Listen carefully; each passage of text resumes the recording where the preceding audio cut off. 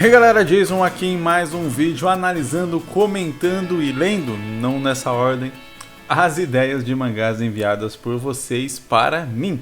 Lembrando que a gente está aqui agora em fevereiro de 2022, né? Não no momento onde eu estou gravando esse vídeo. As sinopses que eu estou lendo aqui foram enviadas em fevereiro de 2022. A gente está quase conseguindo aí adiantar, né, um pouco. Antes eu estava realmente com um ano mais ou menos de defasagem, agora a gente está ali com 11 meses. Quem sabe aos poucos a gente consegue diminuir aí essa distância. Se você quer ter a sua sinopse lida aqui, então você precisa enviar ela para o meu e-mail.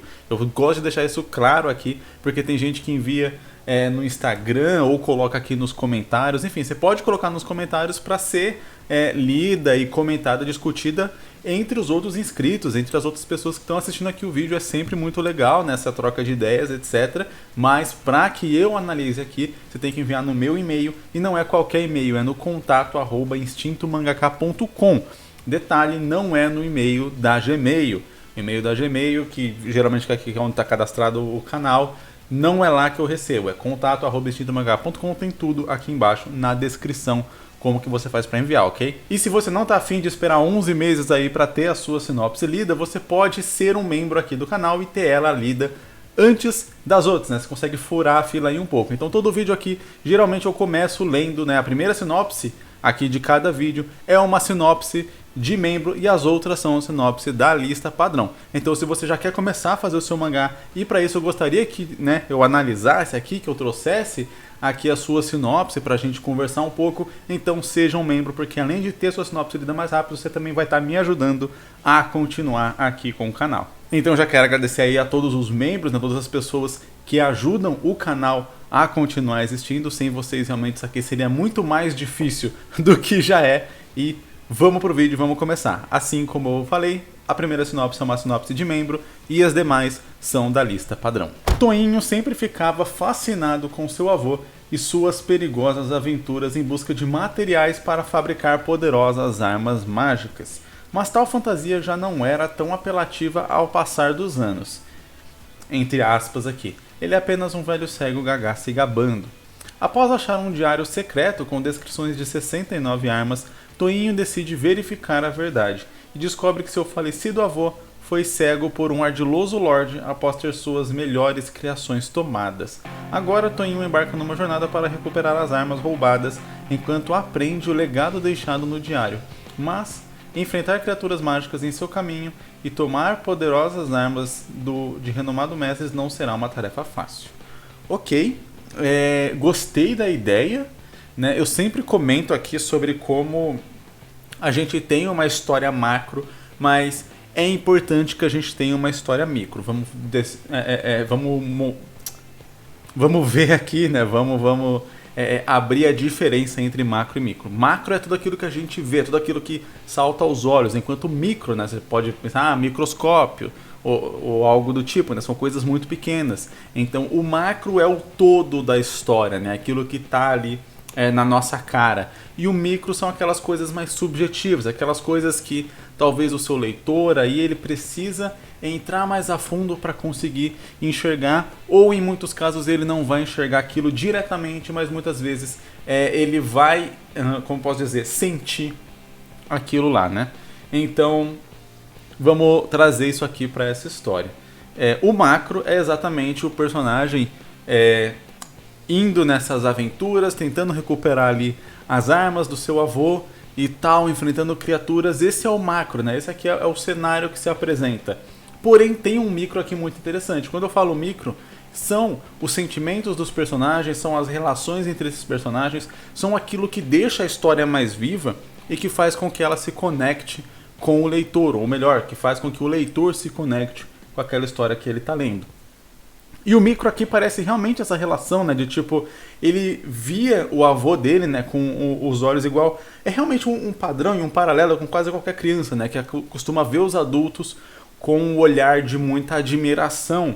E conforme vai crescendo, essa admiração vai passando e muitas vezes acaba até, né, se revertendo passa-se, né, principalmente ali no período da adolescência, passa-se ver os adultos de uma maneira com até um certo aspecto de repulsa e tal. Então, fica interessante meio que a construção do personagem conversar com isso, né? Ele, quando era criança, ele acompanhava o avô dele, ele tinha essa admiração pelo avô dele e tal, sobre essa questão das armas e coisa do tipo. Conforme ele vai crescendo, ele vai perdendo esse contato, ele vai tendo aquele negócio de, o meu avô é só um cara chato e tudo mais, até que o avô dele morre. Aí ele acaba por descobrir, depois de um tempo, né, sobre essa realidade aí, indo atrás disso.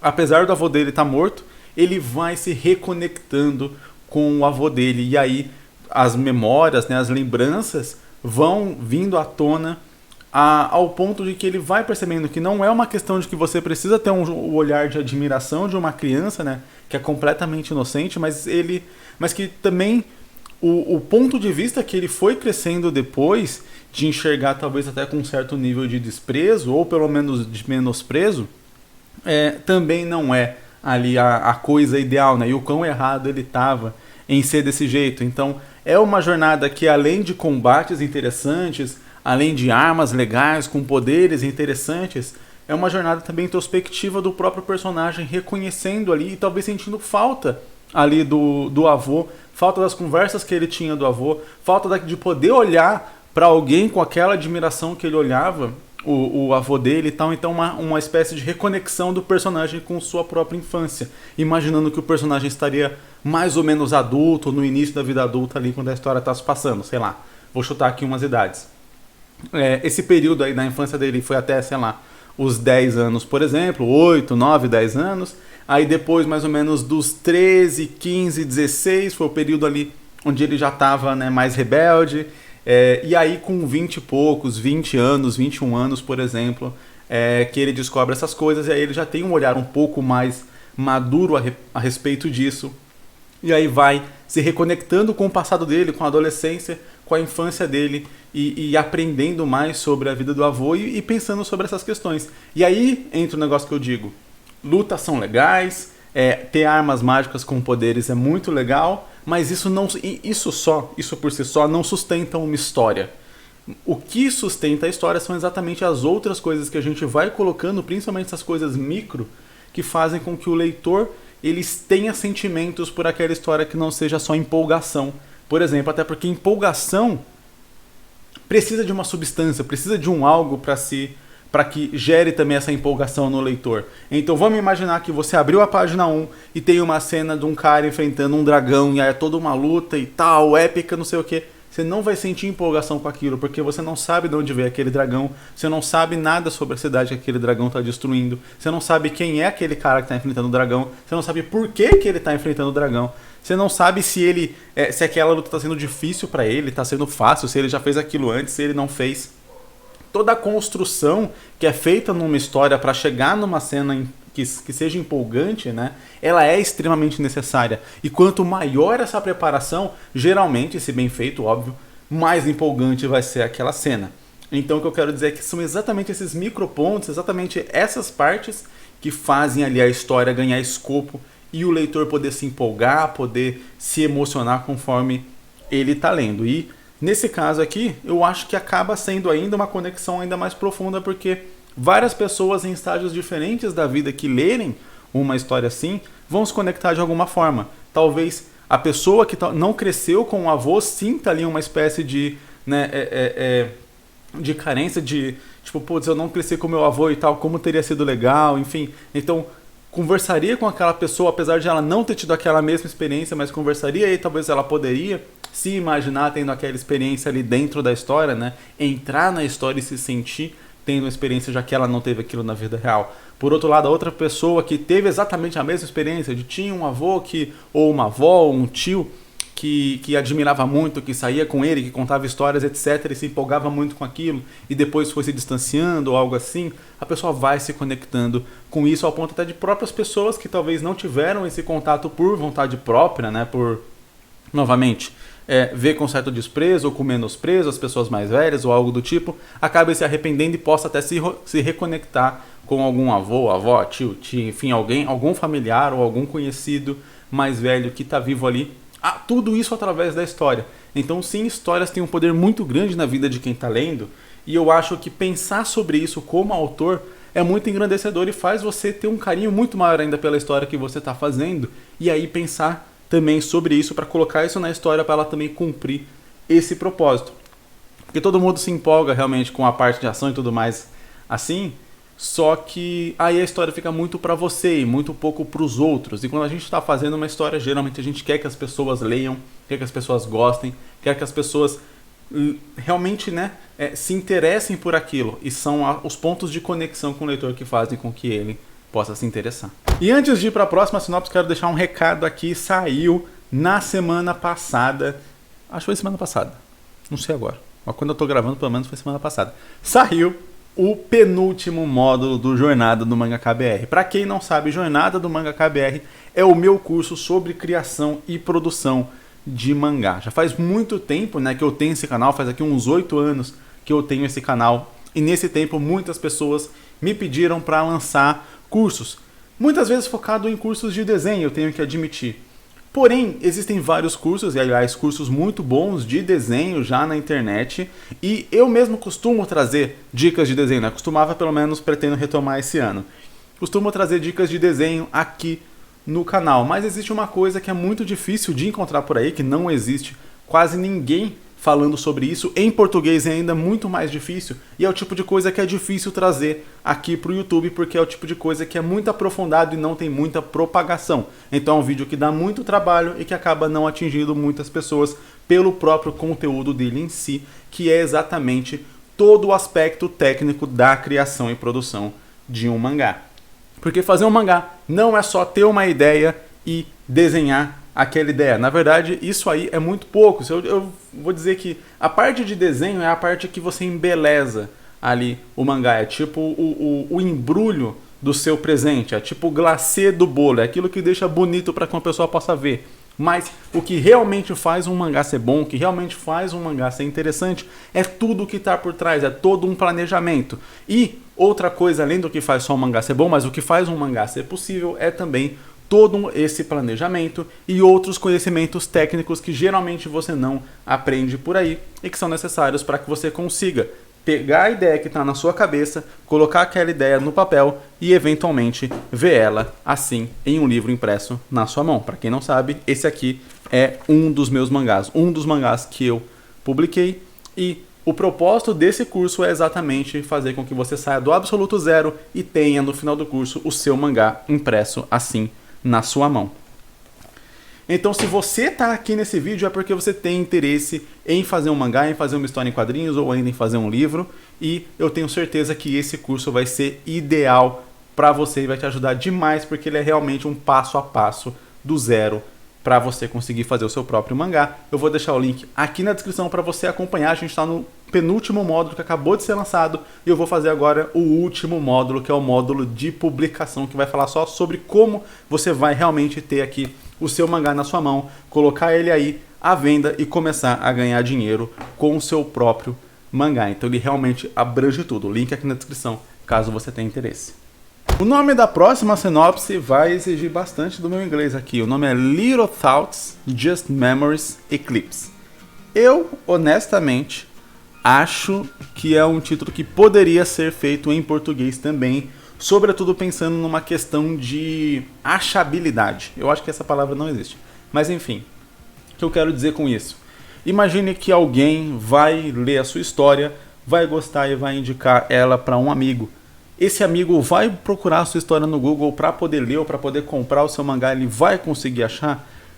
É triste, mas a boa parte dos brasileiros tem um conhecimento muito básico de inglês. E eu tenho que admitir que eu mesmo, para escrever, né, a parte ali do pensamento, né, pequenos pensamentos, iria ralar um pouco. Então é um título difícil, que pode muito bem funcionar caso você vá publicar aí, né, em inglês, vá publicar em sites internacionais, pode manter esse título sem problema, mas no caso de publicação especificamente em português, eu acho que eu traduziria o título sim, ou deixaria só Eclipse e aí colocaria o restante como subtítulo ou algo assim, apesar de que Eclipse tem aquele velho problema, né, que já existe um livro chamado Eclipse, um livro bastante famoso, que originou um filme, etc. Provavelmente não é a única obra chamada Eclipse, então na hora que a pessoa fosse pesquisar Eclipse, talvez seria difícil para ela achar, tem essa questão também que deve ser levada em conta na hora de a gente escolher um título, mas particularmente aqui de um modo mais abrangente, vai publicar fora, mantém em inglês, ficou legal, eu acho interessante, curioso o título, mas em português deixaria Pequenos Pensamentos, Apenas Memórias, Eclipse. Ou, novamente, Eclipse, Pequenos Pensamentos e Apenas Memórias. Acho que fica interessante. Vamos para a sinopse agora. Um garoto misterioso chamado Deimos cai na escuridão profunda em busca da sua irmã gêmea mais velha, Elact. E ele até que consegue encontrá-la rápido, mas seus problemas... Tá escrito problemas. Ok. Consegue encontrá-la rápido, mas seus problemas estavam apenas começando. Tá bom. Já vi que a pessoa entendeu aqui de inglês, mas faltou o português forte. Aí entra exatamente aquele ponto que eu falei. A pessoa não tá conseguindo escrever em português.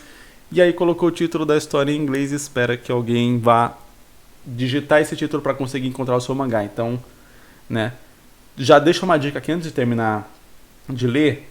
Galera, por favor, estudem português se você quer fazer um mangá. Afinal de contas, você vai escrever, fala. Você precisa que a pessoa leia e entenda e que ela não dê risada da fala do seu personagem. Imagina se você comete um erro de português, como o caso de problema aqui, numa frase assim que ela é fundamental ali no momento crítico e dramático da sua história. A pessoa sai completamente. Você fez toda uma construção ali na trama da história para levar para aquele momento ali onde o leitor ia estar engajado emocionalmente e tal, de repente ele ia chorar, e aí você mete um problema no meio da fala do personagem e acabou completamente, foi por terra tudo aquilo que você fez. Então, por favor, gente, estudem português e usem os corretores automáticos que ajudam muito também, né? Porque a gente nem sabe a grafia de todas as palavras às vezes que a gente quer escrever, e muitas vezes também tem erros de digitação, né? Eu sou campeão de erro de digitação.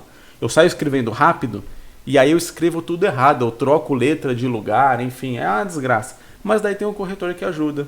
E no caso, quando a gente está fazendo um mangá, então a gente tem que contar com isso muito e também passar por alguns revisores e tal, algumas pessoas que vão reler ali e que de repente podem reparar alguns erros que a gente não reparou e que também passou batido pelo corretor. Vamos lá. E ele consegue até encontrá-la rápido, mas seus problemas estavam apenas começando. Ao consumir a energia de uma fada de luz, ambos tiveram um déjà vu. Ok. Aquilo não havia acontecido antes, e tudo não passou de um looping. Não um looping temporal, mas um loop de memórias. Tá, ficou uma ideia um tanto que confusa e eu não consegui entender qual seria o objetivo, mas considerando que é uma sinopse, faz sentido. Então vamos lá. O Deimos ele vai ali pro reino de escuridão, resgata a irmã dele e vou chutar que na tentativa de fugir ali, né, de escapar daquele reino de escuridão com a irmã, ele pega essa energia dessa fada de luz e aí tem um déjà vu e a coisa meio que acaba se repetindo. Não sei se vai ser realmente uma espécie de déjà vu mais simples, daquele tipinho... eu sinto que isso aqui já aconteceu antes, ou se vai ser o Dia da Marmota, né? Tem um filme aí chamado Feitiço do Tempo, onde o Dia da Marmota vai se repetindo, e aí o nome desse negócio de ficar em looping infinito, o mesmo dia se repetindo várias vezes, acabou ganhando o apelido de o Dia da Marmota. Então, não sei se vai ser algo assim. Indo por esse outro caminho, geralmente histórias que são assim, é um clichê, e aí eu não sei exatamente uma forma de quebrar esse clichê, mas geralmente histórias que tem essa questão do looping infinito, elas geralmente têm uma trava que é tipo assim, você tem que completar determinada coisa, você tem que cumprir determinada missão para poder quebrar esse looping. O objetivo do personagem vira então quebrar esse looping, né? Então ele tem que fazer uma coisa e aí quando ele conseguir fazer essa coisa, aí o dia vai passar normal, né? E geralmente ele vai aprendendo as coisas. O grande legal de histórias assim é que elas permitem o desenvolvimento do entorno dentro de um curto período de tempo, e isso é muito, muito interessante de se ver.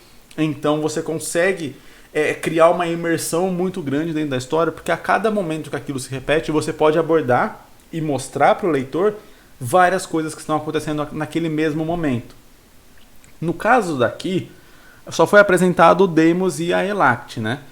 Não foi apresentado por que ela foi para lá, não é apresentado como que o Deimos chega lá, mas enfim, a princípio eu também vou ignorar essas informações, porque realmente eu quero focar nesse lance do looping e de como que dá para trabalhar isso de uma maneira que particularmente eu acho interessante. seriam ter mais personagens que vão participar dessa parte aí da história, né? E ao ponto de que você vai mostrando e desenvolvendo esses personagens a partir das ações que eles estão tomando naquele dia que fica se repetindo. E eu acho isso muito legal, o jeito como isso é feito. Você tem um personagem que ele está fazendo uma coisa. Na primeira visão, ali na primeira repetição, né, do evento ali, do dia, etc., geralmente a gente não vai saber o que aquele personagem está fazendo, por que ele está fazendo aquilo. E aí, em algumas das versões, em algumas das repetições, o personagem principal vai ir para o lado daquele personagem, para perto dele, vai interagir com ele, e aí a gente vai ter um desenvolvimento daquela relação daquele personagem, do porquê que ele está fazendo aquilo, a gente vai entender.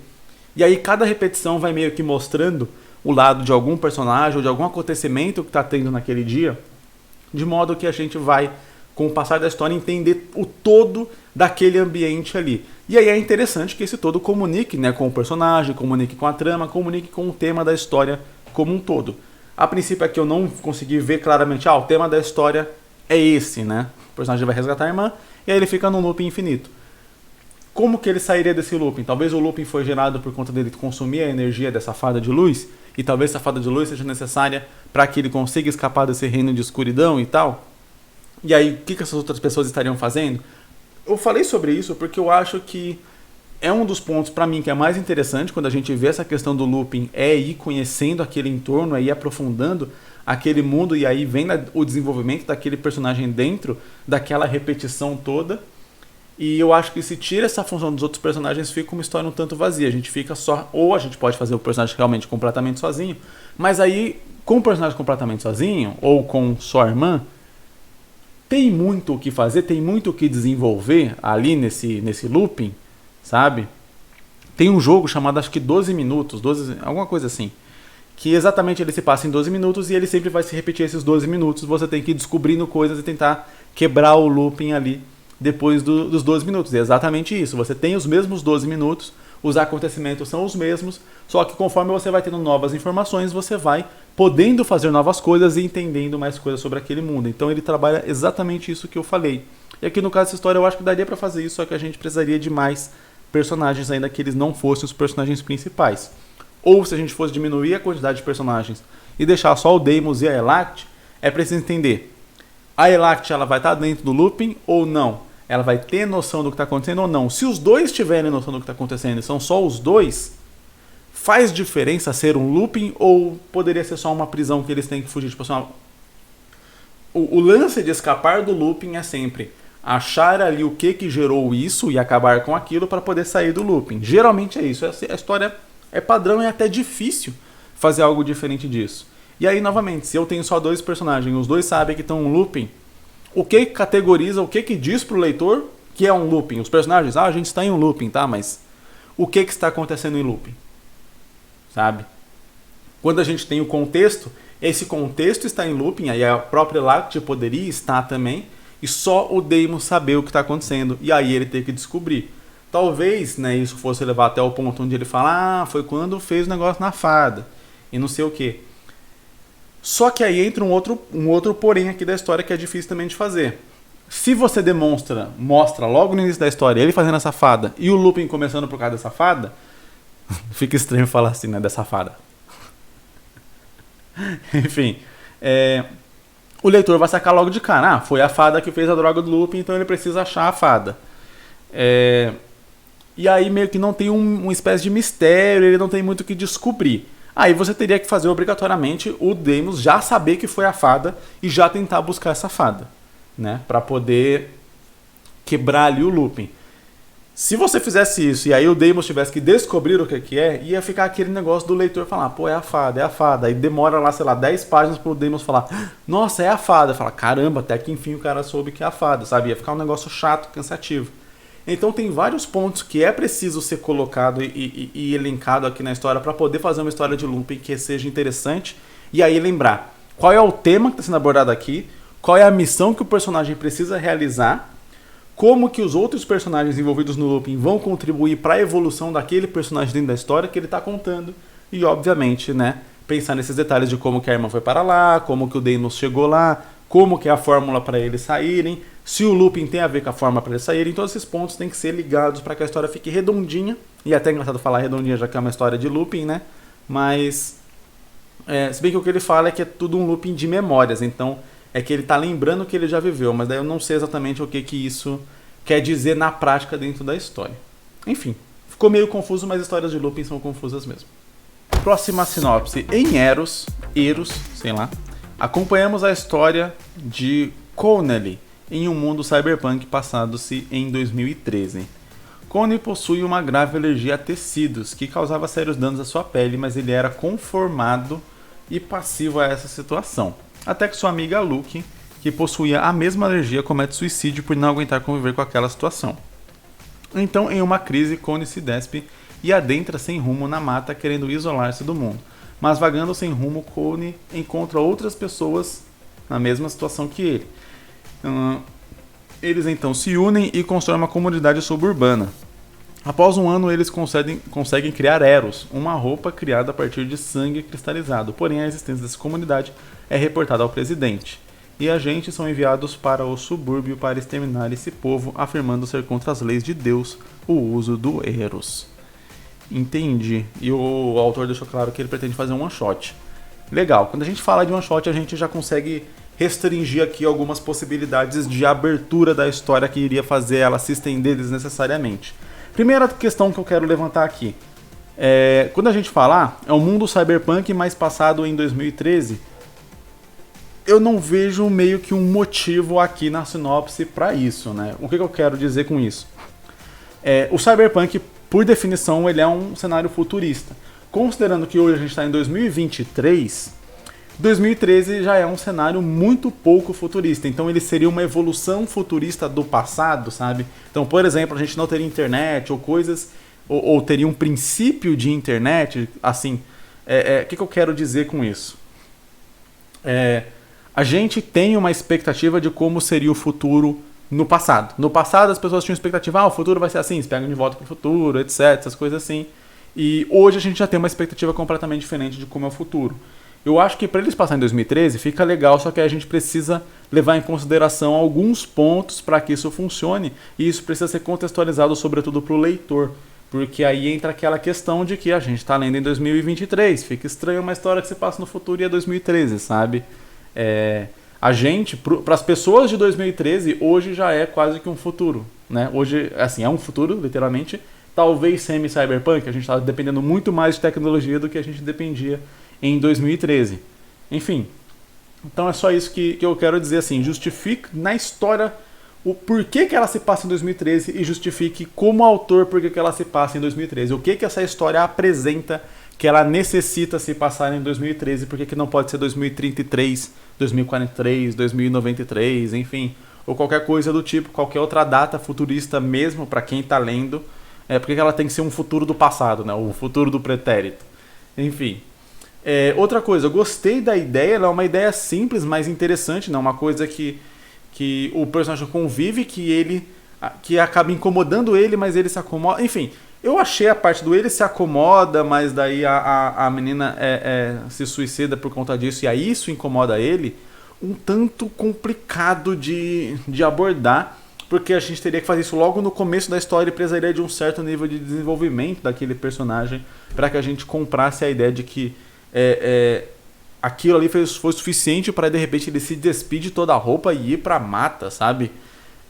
Claro que na sinopse, ok, são os eventos em cadeia, né? Mas ok, na história a gente precisa contextualizar isso mais e adentrar isso mais para poder entender as ações ali do personagem. Então beleza, a roupa normal faz com que, né, o tecido normal faz com que ele tenha uma grande alergia e tal, aquilo realmente incomoda muito a ponto de interferir no próprio convívio dele. E aí, ok, ele tenta ver com aquilo, é horrível, mas ele tenta conviver com aquilo, né? E aí, beleza, a menina se suicida, uma amiga dele se suicida e acaba descobrindo isso. Aí a gente precisaria talvez de um certo número de páginas só com pensamentos e coisas do personagem, assim, realmente adentrando na mente dele a ponto de ele chegar nessa situação. Ou, pouco antes desse suicídio, ter algum outro evento ou alguma outra coisa que faça com que esse suicídio seja ainda maior do que ele parece ser, porque sim, o suicídio parece grande, mas A questão aqui é que o personagem estava acostumado com aquela situação. A gente precisa ir da situação de costume para a situação de, sei lá, uma situação extremamente absurda, que é de ficar pelado e ir pro mato, em pouco período de tempo. Claro, o suicídio é realmente um evento extremo que poderia gerar esse tipo de reação no personagem, mas talvez... Tem um mosquito voando aqui, estou dando tapa nele. Mas talvez precisaria realmente de uma contextualização da relação dele com ela, ou algo do tipo. Talvez mostrar... Ele pode, né, depois de saber do suicídio, começar a ter uma cena dele vendo o celular e vendo conversas dele com ela, onde ela fala sobre como é horrível a situação, e de repente ele não levando muito a sério aquilo que ela está falando, por conta de ele ter se acostumado com aquela situação, etc., e levando assim, e aí nisso ele acaba entendendo mais o que ela está sentindo, e aí toma essa decisão. A outra questão aqui é que a gente tem uma passagem grande de tempo, né, de 1 ano de tempo, desde ele fazer isso, encontrar pessoas, desenvolver uma nova marca de roupa, e aí ser caçado. Quer dizer, qual que é o foco da história aqui, né? A gente teria que talvez contar essa outra história muito mais rápido e partir já direto para a criação do Eros, para a gente desenvolver a parte ali mais de conflito da história em si, né? Da relação ali entre a civilização enfrentando eles por conta do uso dessa roupa, e ao mesmo tempo tendo a discussão ali de por que, né? Agora que a gente desenvolveu uma coisa aqui, a sociedade está contra, mas ela nunca se importou em realmente fazer algo ali que nos ajudasse de verdade. Então a gente foi jogado à margem da sociedade, e agora que a gente tem alguma coisa ali, vocês querem invadir, sendo que teoricamente não estamos incomodando ninguém. Claro que daí tem que ver como que essa roupa é criada. Ela é feita a partir de sangue cristalizado. Esse sangue é extraído do que? De animais. Aí entra toda realmente como pode dizer? Uma ambientação da história, né? Um adentramento nessa ambientação de como tudo isso é feito para poder justificar. Como eu disse, um dos pontos aqui que me chama a atenção é que a gente tem várias passagens de tempo que podem acabar alongando a história, caso elas sejam feitas de uma maneira mais aprofundada e que desenvolva melhor. Porém, né, quando a gente está falando de one shot, a ideia é fazer mais curto, tem chance de ficar muito pulado, muito corrido. Então, tipo, acontece isso, pula, acontece isso, pula, acontece isso, pula. Então, eu acho que a gente poderia já começar o one shot com essa roupa desenvolvida, e talvez já com a repercussão dessa roupa. Então a gente poderia começar um one shot, na verdade, não com o ponto de vista do Connelly, mas sim com o ponto de vista das outras pessoas que estão vendo aquelas pessoas fazendo roupa de sangue, né? E aí a gente como leitor, a princípio, ir meio que contra também essas pessoas, acabar carregando o mesmo preconceito, e aí depois, né, tipo assim, a gente começa a história com esse ponto de vista. E aí, em algum determinado momento, alguma determinada ação, a gente muda esse ponto de vista para o ponto de vista das pessoas que sofrem dessa condição, e aí a gente aborda um pouco o passado dessas pessoas e foca talvez também no passado do Connelly, do suicídio, etc, todas as coisas que aconteceu.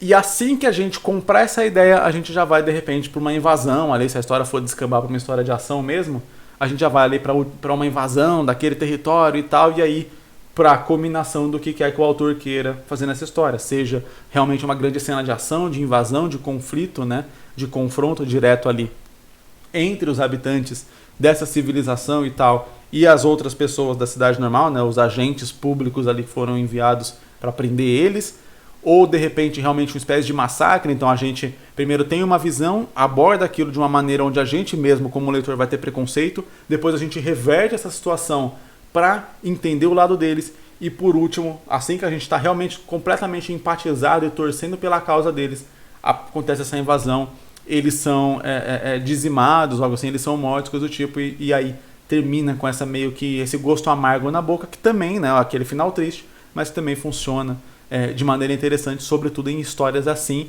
para fazer exatamente a gente pensar sobre várias injustiças que acontecem na nossa própria sociedade. Eu acho que seria bem interessante fazer nesse modelo aqui, e aí eu acho que é um modelo que daria pra gente reduzir em menos páginas, sem necessariamente ficar cortando a história e pulando, né? Tipo, aconteceu isso, aí 3 meses depois, aconteceu isso, 1 ano depois, aí não sei, sabe?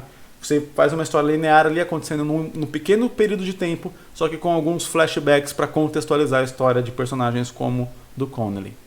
Última sinopse do dia. Quando morremos, nossas almas são guiadas para o descanso eterno. Porém, aqueles que se destacam de alguma forma na história são levados para outro lugar, o Historical World, ou mundo histórico. Eles ganham terras para passar a eternidade livres com seus aliados e amigos. Caio Sesnick, um prodígio explorador e arqueólogo de 21 anos, é prodígio mesmo, descobre uma civilização perdida no subsolo da floresta amazônica e ganha muito prestígio e renome pelo mundo graças a isso. Porém, durante uma nova expedição em busca de descobrir mais sobre essa nova sociedade, o templo em que ele investigava começa a desabar e Caio morre no processo, tendo o Historical World como seu destino. A história para aí e o autor coloca algumas notas. Como a sinopse é curta, eu vou dar uma lida nessas notas porque ela vai ajudar a contextualizar algumas coisas que eu quero comentar aqui. Então, ponto 1. A história terá diversos personagens históricos como Gilgamesh, Finn McTool, Tesla, Joseph Stalin, entre outros. Antes de ir para o Historical World, os personagens recebem poderes e habilidades que refletem a história e conceitos que os cercam. Vou começar a história como web novel e no Historical World, ninguém envelhece, porém podem ser feridos, ficar doentes, passar fome e morrer. Ok. Dúvidas. Se só quem é uma personalidade de destaque muito grande vai para esse Historical World, como que eles podem passar a eternidade com seus amigos e aliados se esses amigos e aliados não forem também pessoas de destaque? É uma questão que fica um pouco complicada. Se o Historical World é um mundo pós-morte também, como que eles morrem nesse mundo, para onde eles vão, quando eles morrem, passam fome, etc, esse tipo de coisa, como que funciona isso? É só uma Terra fase 2? Seria algo assim? E aí depois eles vão para algum outro descanso? Ou algo do tipo? Como que exatamente funcionaria isso? Eu entendi que a ideia de criar esse mundo seria um mundo onde você tem várias dessas personalidades famosas que dá para ser trabalhadas e tal, e desenvolvidas na história, o que é muito, muito legal, com certeza, mas daí eu acho que precisa de um desenvolvimento para que o leitor entenda mais ou menos as regras e funcionamentos desse mundo, até para ele poder funcionar. Eu consegui entender aqui a história que dá origem ao que a gente vai ler de fato, porém eu não consegui captar a ideia do que a gente vai ler de fato. Porque a partir do momento que o Caio Sesnick, né, ele vai pra lá, qual que vai ser o novo objetivo dele? Beleza, ele ganha um poder. Esse poder serve pra quê? Porque haveria de ter um poder nesse mundo, sabe? O Deus que leva as almas, por que ele daria poderes para pessoas que vão para esse mundo ou algo do tipo? Qual que seria o objetivo deles nesse mundo, né? Se você tem, sei lá, indo para o conceito onde a gente tem vida após a morte, onde tudo aqui é um plano divino, etc., a gente talvez teria um objetivo de estar na Terra. E se ir para esse Historical World é a recompensa, né, de quem fez grandes feitos aqui na Terra, então talvez exatamente o objetivo de quem está na Terra é fazer grandes feitos. Logo, eles iriam para esse mundo para fazer alguma outra coisa, atender algum outro objetivo, que não é o mesmo objetivo de pessoas que iriam para esse descanso eterno ou algo do tipo. Como que funcionaria isso? Para mim ficou bem confuso isso, então, beleza, aqui é um texto curto, né, o que eu tô lendo aqui, e sim, por conta de ser ele curto, podem gerar várias dúvidas, mas quando estiver sendo feita a história em si, essas dúvidas não podem ficar em aberto, ao mesmo tempo que essas dúvidas também não podem ser todas tiradas num texto gigantesco ocorrendo antes da história começar. Então elas precisam estar muito bem definidas e sendo introduzidas na história à medida que a trama avança e à medida que essas dúvidas vão surgindo no leitor. Então, quando a gente cria um mundo todo diferente, um mundo todo especial, é uma coisa que eu pretendo ainda abordar aqui no canal sobre criação de mundos, criação de universos, né? Quando a gente cria algo assim, algo que é diferente do nosso próprio mundo, da nossa própria realidade, a gente precisa introduzir o leitor nessa nova realidade e explicar para ele as regras para que ele possa entender o funcionamento. Senão vale tudo, o leitor fica perdido. E aí ele ficando perdido, ele não consegue nem acompanhar a história que está acontecendo em si ou se importar muito com o que está acontecendo. Porque se as regras não são claras, elas podem ser quebradas o tempo inteiro. E se elas podem ser quebradas o tempo inteiro, então nada no final da história acaba importando muito. É exatamente ter essas regras definidas que faz com que o leitor entenda aquilo que está acontecendo e aí ele possa se importar, ele possa antecipar acontecimentos, tentar prever, tentar criar suposições, teorias, etc. E aí toda a coisa funciona de uma maneira muito mais unificada. Então, na história, tenta contextualizar todos esses detalhes, de preferência no próprio caminhar da história. Uma coisa, por exemplo, que eu achei que poderia ser interessante, que conforme foi lendo a descrição de como o Caio morreu, talvez seria exatamente esse sentimento de não completude. Então ele tinha algo mais para fazer, ele estava investigando mais sobre aquela civilização e ele não teve essa oportunidade. Então talvez o Historical World ele não fosse só um mundo ali de paz, onde você ganha seu terreninho, sua casinha, sua enxada para poder plantar ali e viver feliz para sempre, mas talvez ele também seja um cenário onde você vai terminar de cumprir aquele objetivo que você tinha na Terra. Então talvez não seja necessariamente para pessoas de grande destaque histórico, até porque quem define o destaque histórico são os historiadores, ou são acontecimentos muito grandiosos, mas isso é meio complicado, porque pessoas de destaque histórico, Hitler foi uma pessoa de destaque histórico, não por um bom motivo, mas foi. Ele estaria nesse mundo histórico?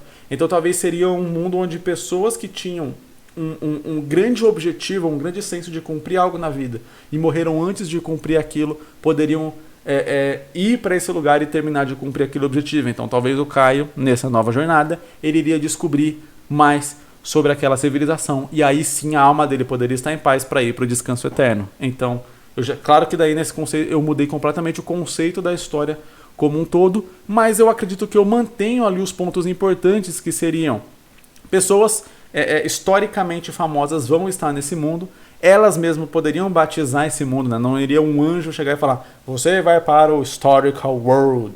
Não, mas tipo, as próprias pessoas que estão lá vão batizar aquele mundo de mundo histórico, porque várias personalidades históricas de várias épocas estão ali, e aí você pode até trabalhar com vilões e vilões, heróis, coadjuvantes, todos de personalidades históricas, naquele ambiente que ainda não conseguiram realizar o seu objetivo. Talvez, novamente, vamos lá, Hitler tinha um objetivo muito grande que ele não cumpriu, graças a Deus, né? Ainda bem que ele não cumpriu o objetivo de fazer a raça ariana dominar o mundo e escravizar todas as outras raças que ele considerava inferior. Então ele morreu sem realizar esse objetivo, ele iria para esse mundo e iria tentar realizar esse objetivo lá, o que faria o Hitler ser um ótimo vilão para ser trabalhado nessa própria história, onde ele realmente ganharia um poder em relação a esse objetivo dele, não necessariamente em relação ao que ele fez em vida, mas em relação a esse objetivo dele. Então seria realmente um mundo onde tentaria fazer com que as pessoas realizassem os sonhos que elas tinham em vida. Pessoas que estavam em paz vão para o descanso eterno, pessoas que não tinham paz, mas também não tinham um grande objetivo, podem ser a espécie de monstros que vai ter nesse mundo, ou algo do tipo, ou criaturas, ou outro tipo de coisa, ou vão para outro mundo e esquece mesmo, não precisa abordar eles na história. Mas eu acho que daria para trabalhar de uma maneira assim. Teria a mesma coisa que foi dita aqui, apesar de eu ter mudado bastante a ideia inicial, mas eu acho que todas as outras coisas teria aqui. E pelo menos do meu ponto de vista, que só sei o que está nessa sinopse, aí sim o personagem teria um objetivo muito claro, que é realmente continuar pesquisando sobre essa civilização, e talvez exatamente o pesquisar sobre essa civilização colocaria ele em confronto com outros personagens, figuras históricas, etc., enfrentar um vilão ou algo assim, mas teria um objetivo muito bem definido.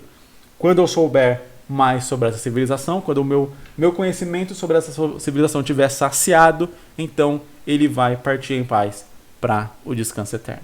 E essas foram as sinopses de hoje. Muito obrigado para você que assistiu, muito obrigado para você que chegou até aqui. Lembrando, se você quer sair da ideia e de fato fazer o seu mangá em 2023, se inscreve no Jornada do Mangaka BR, o link está aqui na descrição para você fazer parte dessa jornada, dessa grande equipe aqui que está se juntando para conseguir fazer mangás aqui no Brasil. Tudo em nossa volta diz que a gente não pode fazer um mangá porque a gente é brasileiro, mas eu quero provar o contrário e eu quero te ajudar aqui no Jornada do Mangaka BR. Eu sempre falo que é o curso que eu queria ter feito quando eu comecei a fazer mangá aí uns, sei lá, 15 anos atrás, talvez. O link vai estar aqui na descrição. Se você está aprendendo a desenhar, tem também o meu curso grátis de esboço aqui. É bem para iniciante mesmo e tal, mas vale a pena, ele é um curso grátis, então você pode se inscrever, pode fazer aí. E se você já está um pouco mais avançado, mas ainda quer aperfeiçoar ali no desenho de personagens, também tem outros cursos que eu indico aqui na descrição. Então a descrição está cheia de links aí para você aprimorar aí as suas habilidades e fazer o seu próprio mangá em 2023. Novamente, muito obrigado por ter assistido e eu vejo você em um próximo vídeo. Falou!